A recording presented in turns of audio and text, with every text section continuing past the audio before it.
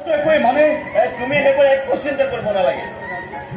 সকলোবোৰ যাযোগাৰ মই কৰিম মাত্ৰ তুমি তোমাৰ ভনী জানবী আমাৰ ৰাহুলৰ হাতত গতাই দিলে বোলে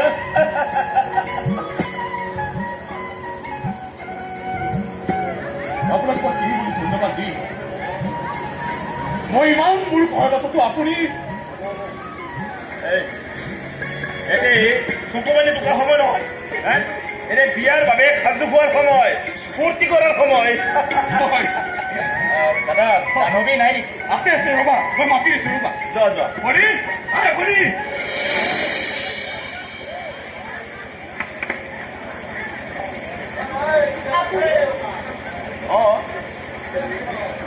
তুমি দাদা শুনিছ ভনী এখেতে তোৰ বিয়াৰ প্ৰস্তাৱ লৈ আহিছে কোনো কিন্তু নাই তুমি ভাবিছিলা এনেকুৱা এটা কথাৰ বাবে মই তোমাৰ পৰা আঁতৰি থাকিম বুলি নাই ভবা তই একেবাৰে ঠিক সময়তে আহি পাইছ শুনিছ আমাৰ জাহ্নৱীৰ বিয়া অহা মাহৰ 28 তাৰিখে